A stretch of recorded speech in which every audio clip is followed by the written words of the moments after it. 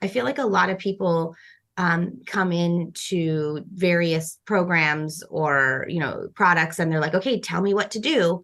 And I'm like, oh no, like I'm actually trying to get you to connect with you more. Mm-hmm. So Yeah. my favorite question when people come in is, how many times a week should I use your app to work out? I'm like, Mm. I don't know how your body feels that day. Like it's like right off the bat, it's a practice. And like, how do I get you to check in with you? Welcome to the Confident Podcast. I am Lisa Tarkington, your host of this podcast. If you found yourself hitting play on this podcast, it means it was meant for you. My goal is to help empower and guide you to become a better version of yourself through conversation, advice, and tips that are real, vulnerable, and authentic. I am excited to have you join this journey with me. So let's get started. Hey, everybody. Welcome back for another episode of the Confident Podcast. I am your host, Lisa Tarkington. It is such an honor to be in the seat talking about all things confidence every week, to hear the stories from all of you guys, sharing how you are utilizing these tools when you're like, that one resonated with me so much, and just all of the things in between. You know, when I started this podcast, oh gosh, I don't even know how many years ago at this point, is that I just wanted people to learn tools to gain confidence. And I think that this podcast has become so much more than that. We're starting to really build into a community that I'm so proud of. And I just wanted to say thank you so much for being on this journey with us. So as we look into the future, we look at 2024 and where we are today. I don't know about you guys, but man, it has flown by. It has been so crazy to watch some of the goals that I had set for myself in December already coming true. Some that, actually I had to push out a little bit, and I was okay with that. I think sometimes I had my list of things that I wanted to get done, but at the same time, I knew that if I wanted to do them well, some other things just had to go on the back burner for a little bit. In the past, I will tell you, that would have really bothered me. That would have bothered me that I didn't hit, I would say 100% complete, and that perfectionism mindset would have came into play. But now I feel like as I've grown as a person, gained more confidence, have all the tools in my life, I'm able to look at life in a little bit of a different perspective and notice that I will achieve those goals. They just might not be at the same time as what I had planned for right away. And then other goals that I had, I was actually shocked of how fast I met those goals. So if you are in this funk right now, or you're noticing like, wow, time is flying by, I just want you to take a deep breath in.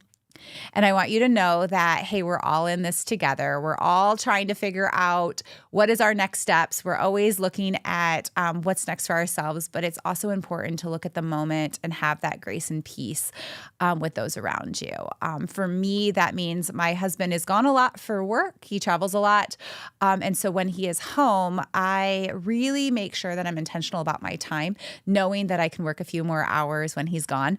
And so when you can find that, I'm going to say quote unquote balance, however balance is defined for you, it's really important because it's so great to look back at just a few months of 2024 already and see so many fun moments that we've had as a family and with friends, and choosing them sometimes over all of the tedious tasks that I have for work has been kind of it's actually been really rewarding, and something that I hope all of you guys know that when we talk about support systems on here, it also means that we have to give back to our support systems as well. We can't just take from them all the time. So that is kind of what I've been up to, and I hope that all of your guys' goals are going well this year. So today's topic is actually really near and dear to my heart. I'll get into it a little bit as to why later when we get into the conversation with our guests. But we're going to be talking about how to overcome expectations with our bodies to find what works best for us. And when Katie and I got connected to have her come on the show, which I'll have her introduce herself in a second.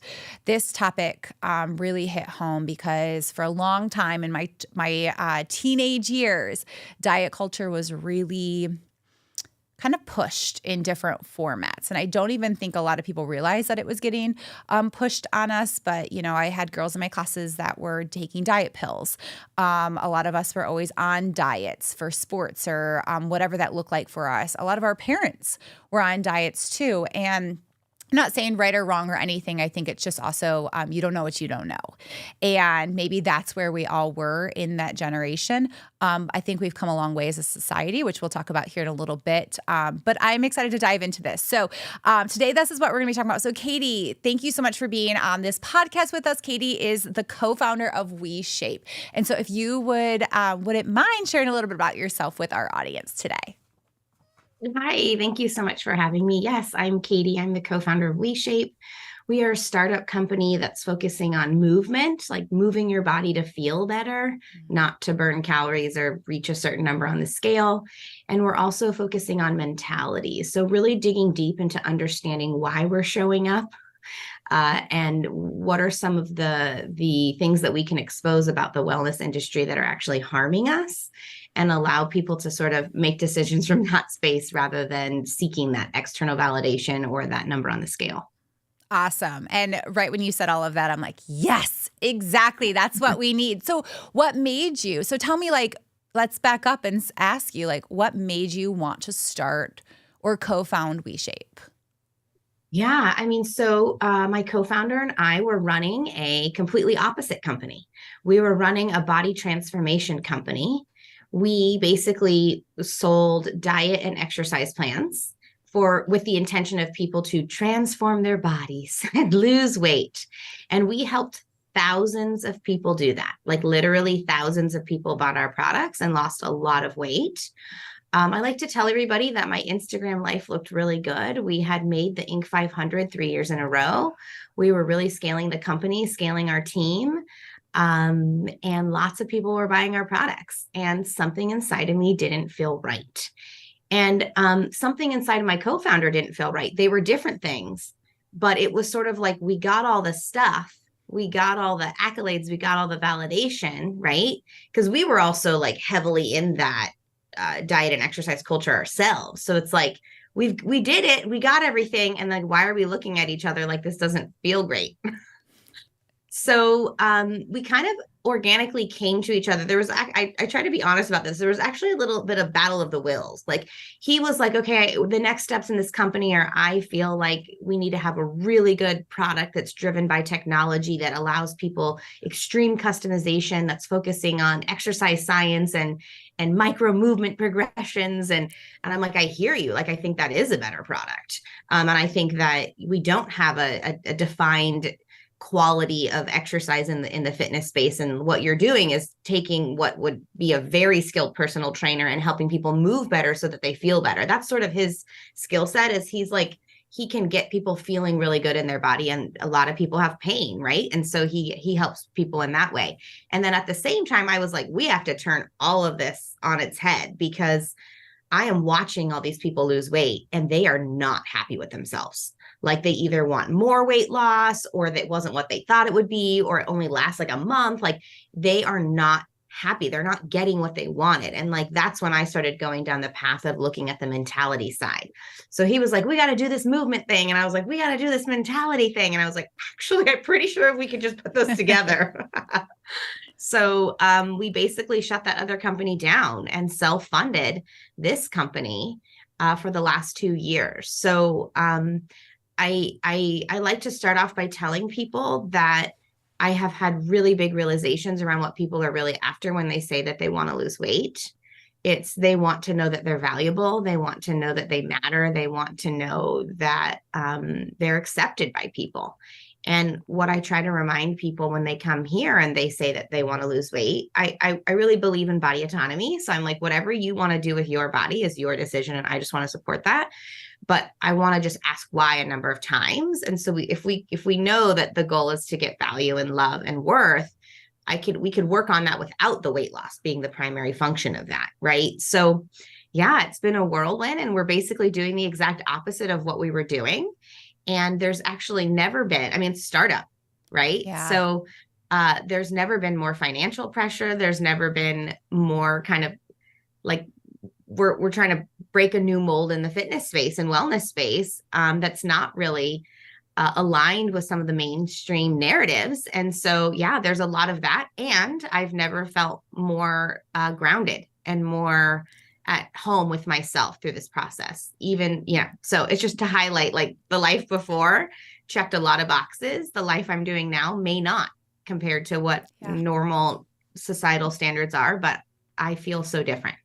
Wow. I have chills actually for you on that, because I will say that has got to be one of the toughest decisions that you had to make, right? Like, when that kind of yearns inside you, and we talk a lot about this on the podcast all the time, of like, sometimes we have these things that creep up in our hearts and our intuition is there, our guts telling us something, but we're like, okay, I'm just going to just put this to the side for a little bit because I have a good thing going, right? Like, I have all the awards and all of these things happening, but then it doesn't go away until usually we do something about it. So, that's amazing. And I'll dive into that. I have lots of questions for you on that as well. But I know today we're talking about, the transition and why this stuff's important. And so I would say, when we look at society, I feel like we have tried really hard to be more inclusive, right? Like, we've talked more about it, shapes and sizes, all of that stuff. But there's still those expectations out there. I'm on lots of social media, and I saw recently some people even posting things. I'm like, we're going backwards in some in some ways. And so what would you say are some expectations that you're seeing currently on women and men? I mean, I hope I can answer this in an appropriate way, because I'm going to just be really honest and say that I am very mindful of how I curate my information and the people around me and the things I digest, because I just think that it's weird. It's like this weird balance of, like, I want to be in the mainstream and understand what's going on in the media, because I don't want to be disconnected, and I don't want to be, like, overly consumed with my own beliefs, because what if I'm missing something that I should be aware of? But I guess I can just speak to what I hear a lot when people come in here. Yeah, perfect. Which is, a lot of those standards are still there. And, like, I want to remind people, we're not trying to be inclusive because it's the trendy thing that will sell you a product. We're trying to be inclusive because we've discovered that that's what, like, the human being behind the phone, behind the computer, behind everything, behind social media actually wants. So I think that, it's the expectations are still there.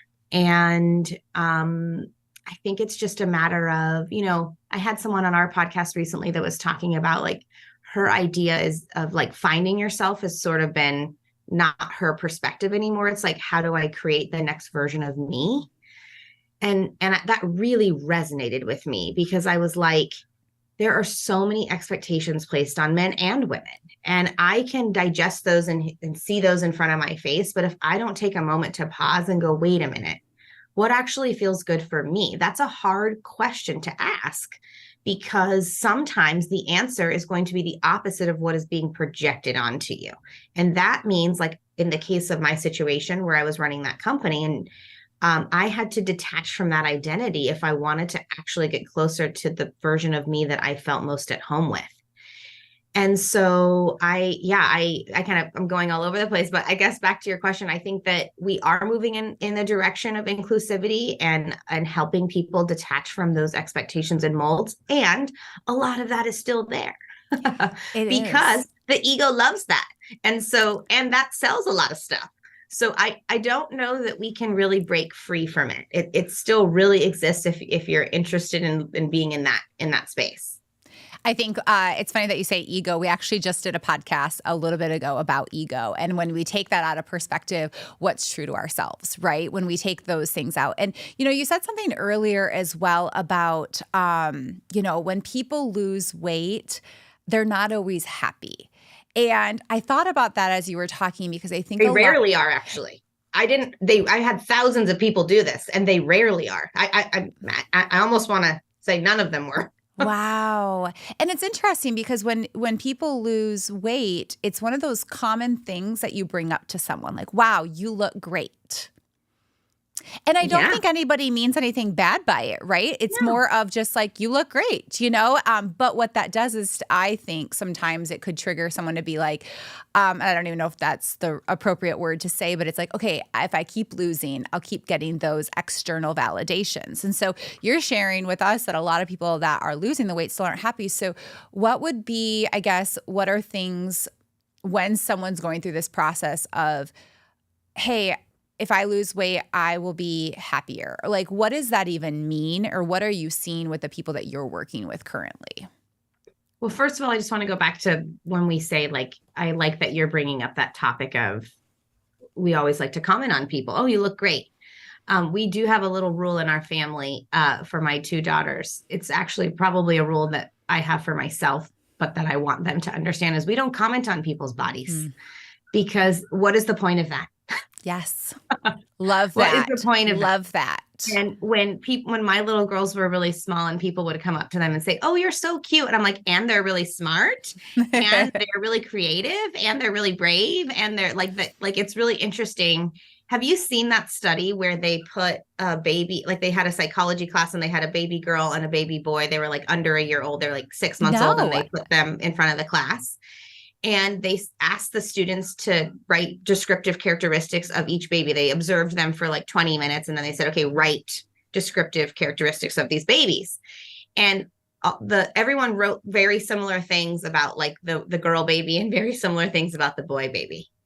And it was like, sweet, this, oh, really strong, and, very more gender identified things. And then the professor said, actually, we dress this one as a boy, but it's really a girl. And we dress this one as a boy, and it's or a girl, and it's really a boy. And it just goes to show, like, this is not, my background is actually in child development, which is not an accident. This actually goes to show, like, these messages are literally ingrained in our brain from the day that we're born. And so, of course, like, that comment feels good. Oh, you look great, especially if you're a female, because we have literally been trained since we came out of the womb that is our value.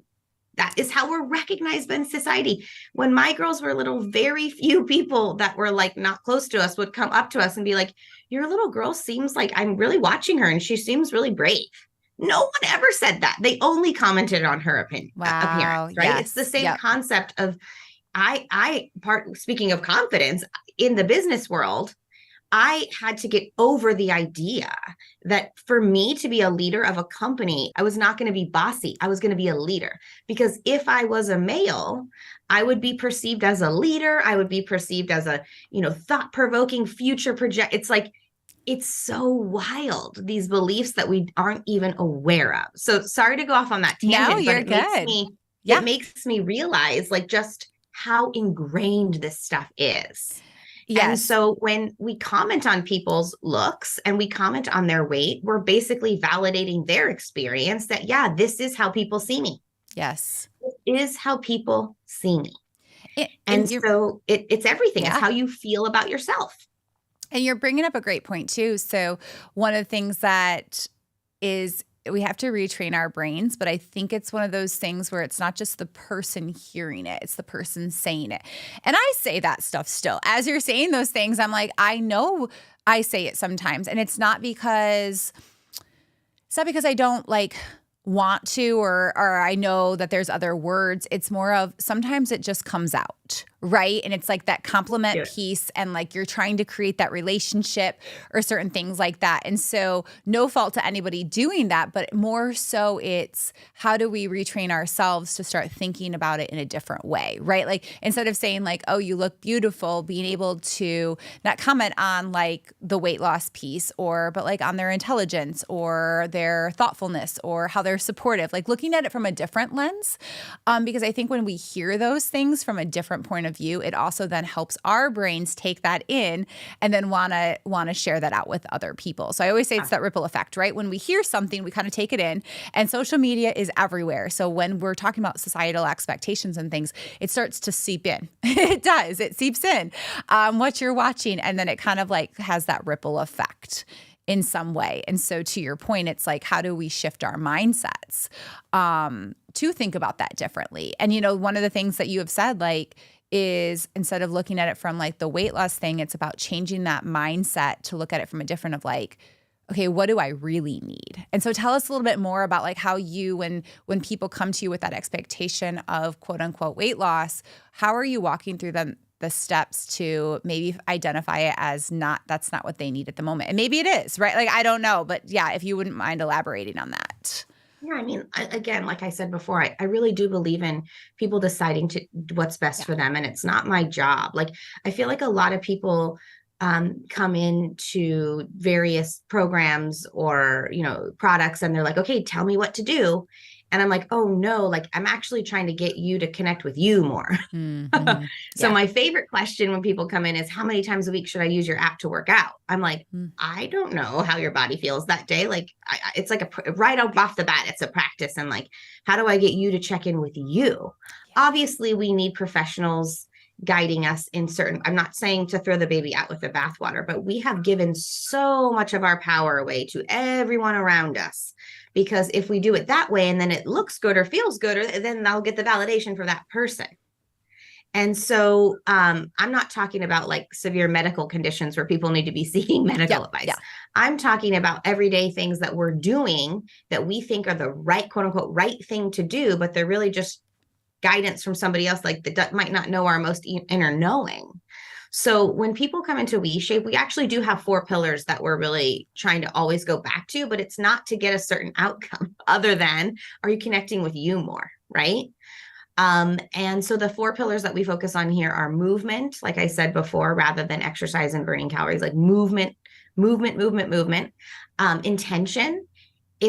If we can just ask that why question so many times, like, why am I doing it? Why am I doing it? Why am I doing it? We often get to things that don't feel great, but that help us understand ourselves better, right? Oh, I'm really doing this because when I was little, my dad used to comment on my weight all the time, and I feel like my self-worth and self-esteem were really impacted. Whoa. Okay, that we can go there. We can work with that, right? It doesn't feel good always to have to acknowledge that, but that might be the underlying thing behind why you think you want to lose weight. So intention and really digging a little deeper. And then community. I really do believe that if you're going down a path that is counter to the cultural narrative, you have to be mindful of who you surround yourself with, or you're just going to be eaten alive. Because the media, like you said, it does seep in. Whether we believe it or not, it absolutely seeps in. And then the 4th pillar is beliefs, which is why we developed the Feeling Lighter podcast, where we bring guests on to sort of evaluate beliefs that have been sort of the norm. And we dissect those a little bit to see if they still serve us. Our quote in that podcast is, how you feel about yourself changes everything. Mm-hmm. That's where our behaviors come from. That's where our life's fulfillment and satisfaction come from, is how we feel about ourselves, right? And so, yeah, those are the 4 pillars that we're really attuning to in WeShape. But ultimately, I'm trying to get people to connect with themselves. And I'll quickly use this analogy. I talk about this a lot. I think that people are born with two dials on the inside. One is like, an inner knowing of what I need and what I want. And the other is an external dial of information that's coming in.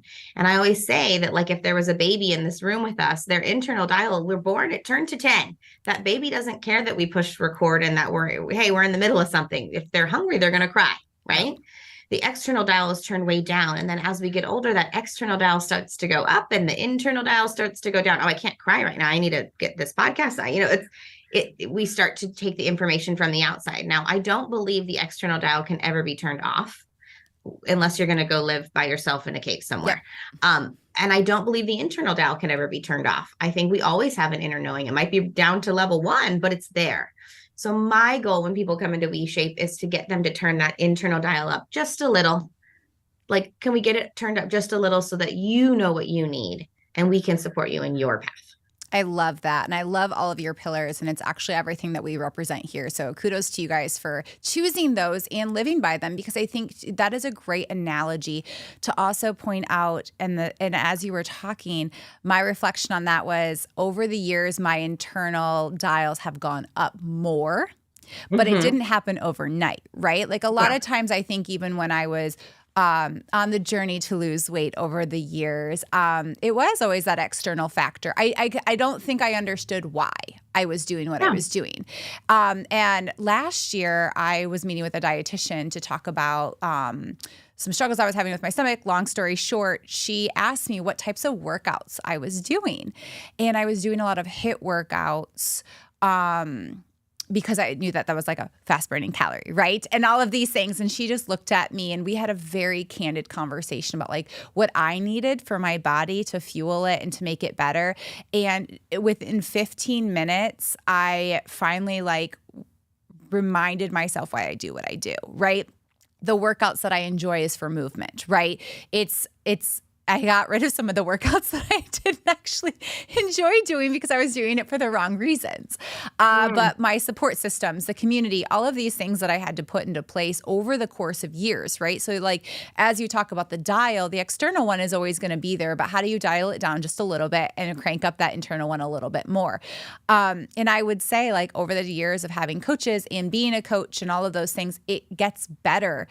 But I have to be patient. And I think that that's the hardest part with the culture that we have right now is this instant gratification, right? Yeah. If I post something on social media, it's like, you know? And so you get that instant. But like with this journey, it's not like that.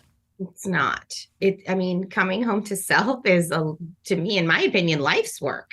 It's not. And like the funny thing is, in the midst of the success of my old company and my quote unquote, like healthy eating and diet and exercise plans, my internal dial was probably a 2 and the external dial was a 10. Wow. And if someone said, "Are you happy?" I would have said yes. Yeah.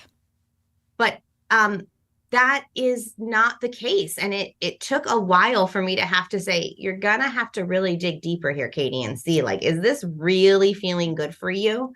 And luckily, like I said, it was just a little whisper on the inside because I had turned it down so much, but it was like, no. And it was so hard to break free from that because I was getting so much validation. Oh my gosh, your company made the Inc. 500 for a 3rd time. Oh my gosh, you have this. Oh my gosh, you put so much energy into your exercise and your nutrition. Like I was getting so much validation. But isn't it funny that I still knew that it wasn't for me. And so I had to completely detach from that identity. And it's actually funny to run into people who knew that version of me that I haven't seen in a while. We almost don't know what to talk about. Wow. I feel like they're like, wait, who are you?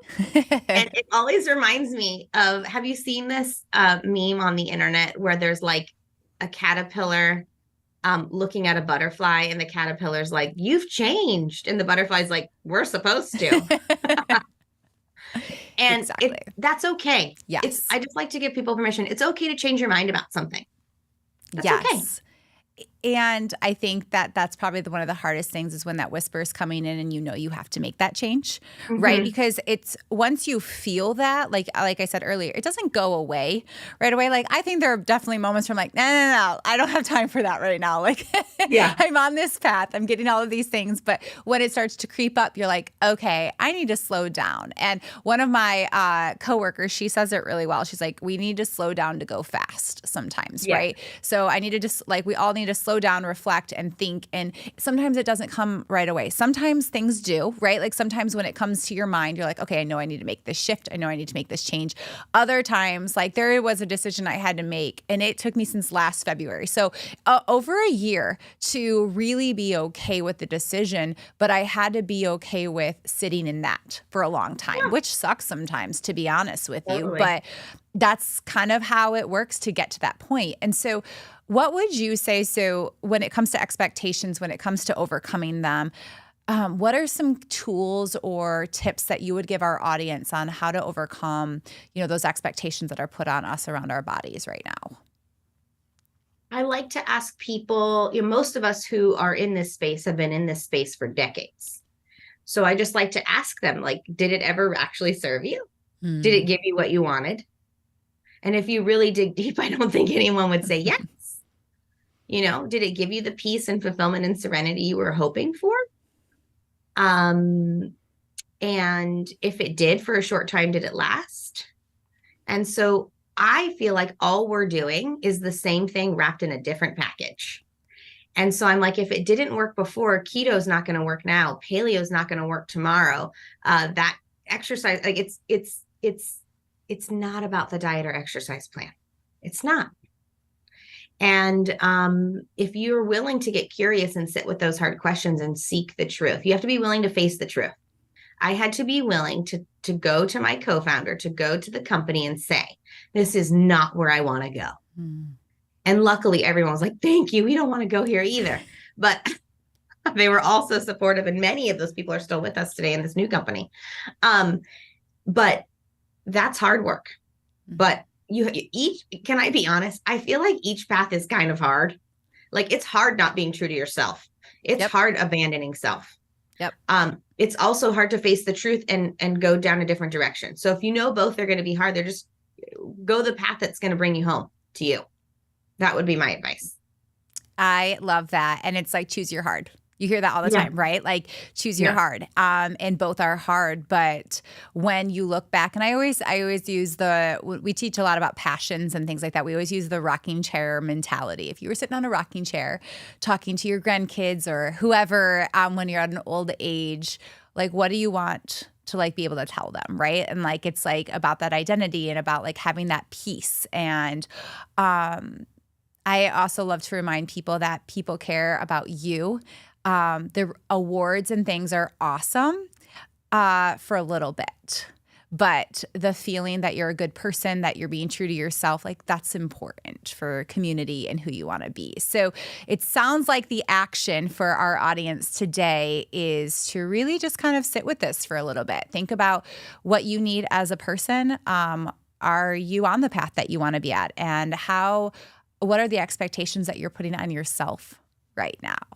Yeah. Is there a little whisper on the inside that's pulling you somewhere else? What happens if you explore that for a little bit? Like just give yourself permission to break up with the current identity that you have if it's not serving you, you know? Yeah. And I guarantee you the identity that I have today will shift. And if we meet again in 5 years, you'll be like, who are you? Same here, girlfriend. Same here. We joke all the time. Last year I got married, new last name, identity. Just changed our company name a month ago. And it's so fun to think about like all of those moments where you are like, is this a good decision? Is it all of these things? And you're just like, I feel so good now that I've like done these things, right? It's really cool. And our what I teach my coaching clients all the time is what's your next version? What's your like 2.0, 4.0? What level are we on now? And it's fun to think about like, well, I'm working on Lisa, 10.0 right now. In 5 years, I might be 15.0. Like, what does that look like for each of us? So Katie, how will people tell us a little bit more about how we can connect with WeShape? Yes, absolutely. So I actually have a special link for your listeners. Oh, awesome. I'll put it in the show notes. Quick. They can get a 2-week free trial at WeShape if they want to go to this link that I'm going to share with you right now. Here it is. The link that we have for everyone is WeShape.com/confident podcast. Awesome. So if anyone wants to try WeShape out for free for a few weeks, they can just go to WeShape.com/confident podcast for a free trial. And we're on all social platforms. We have 2 social handles. One is at WeShape. That's focusing on all movement related stuff with Coach Tyler, our co-founder. And then the mentality side, the Feeling Lighter podcast on all social platforms.